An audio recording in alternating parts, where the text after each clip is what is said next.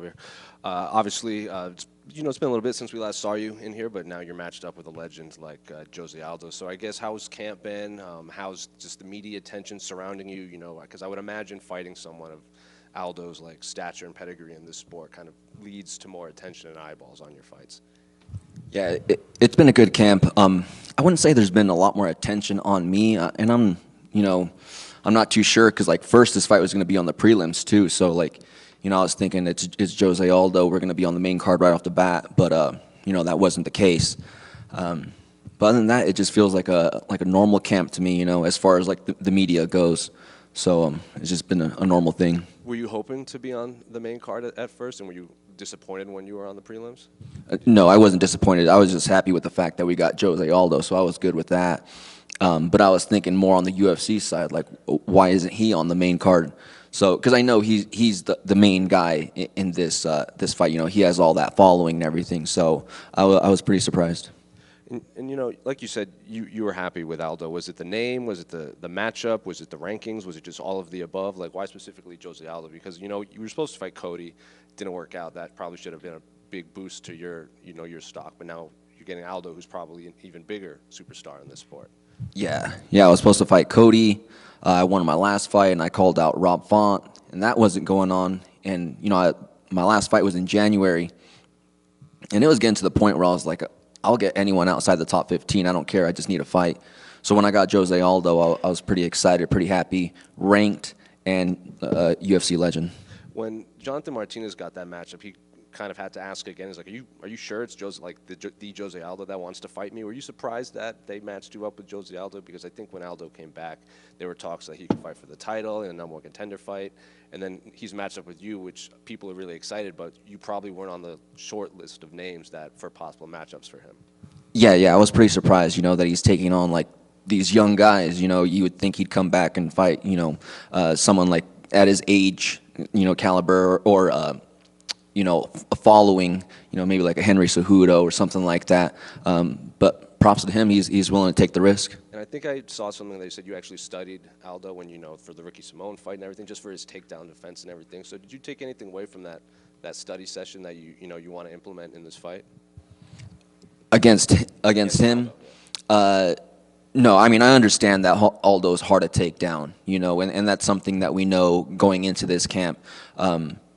But yeah, I was going to fight Ricky. I looked up all these guys that had great takedown defense, and Aldo was one of them. So I try to emulate some stuff from that. And you strike me as a guy that doesn't really focus on the outside noise, because I think you even said like you would do this even if it was in an empty warehouse. You just kind of like fighting, but beating a guy like Jose Aldo, like that's main events, that's title contentions, that's number one contender fights. Have you thought about life would be like in terms of just outside of the fighting? You might have to be pulled in a lot of different directions with a win over Jose Aldo.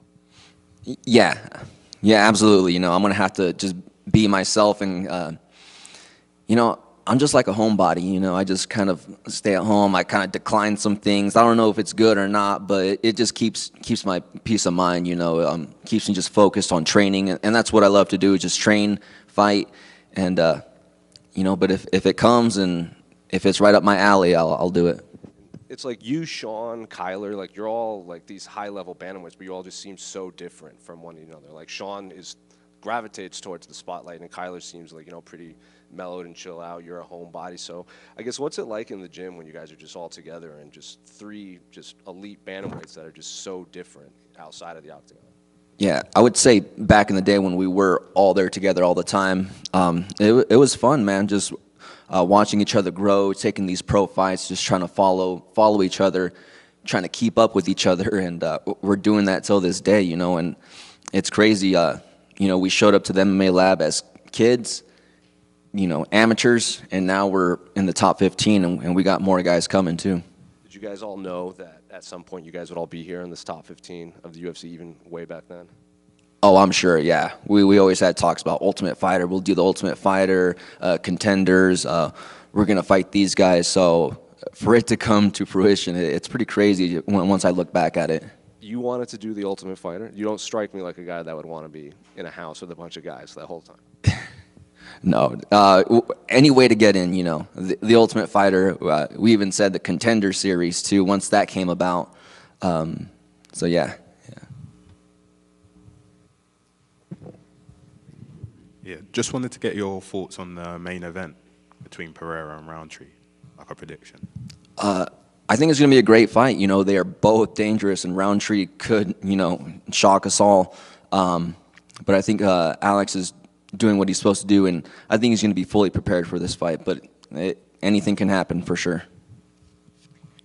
You said in an interview a couple weeks ago that you're not going to get starstruck at all by Jose Aldo. Was there ever a moment in your career where maybe you met someone or you faced someone in the room where you realized all these guys are just fighters like me, and so I'm never going to get starstruck by anyone I face across the octagon?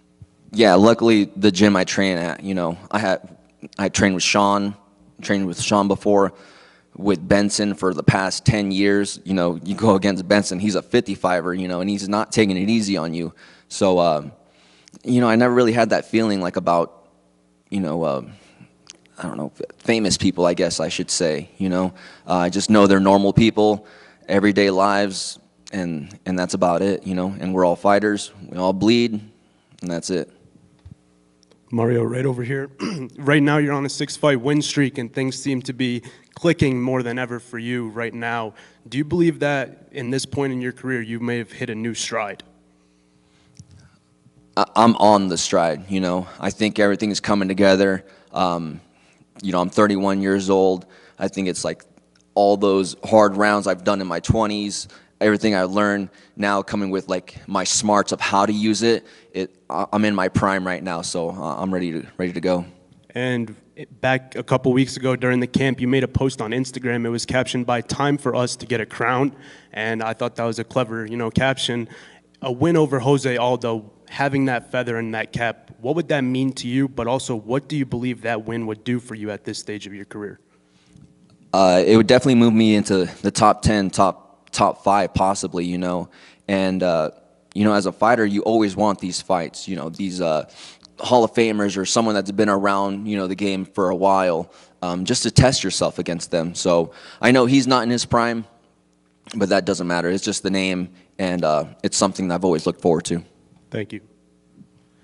Mario, I know you're from here out west, and so I just wanted to get kind of your impressions of Utah training out here and just kind of what your overall feel is for, I don't know if you've been able to feel anything of like the fight community or anything like that, but just what do you think of Utah? I got here Sunday. I think we went to the mall. Everything was closed. We asked the security guard, like, hey, what's going on? He's like, it's closed. It's Sunday. And we're like, oh, yeah, that's right. It's a, you know, a Mormon community out here. But I love it out here. It reminds me of my hometown, you know, same kind of climate, weather, surrounding areas. So I feel like at home here. Do you feel like that could give you a little bit of maybe a kind of a tactical advantage in some ways, just being familiar with the Western United States? And you mentioned it kind of reminds you of your hometown, that kind of thing. Does that give you a little bit more sort of peace of mind heading into Saturday? Oh, well, I'm sure. You know, I go around here. Everything looks familiar. People are kind of like the same. Like you know what to eat and this and that. So I'm sure just being out of the country, it's a little bit harder for you. So yeah.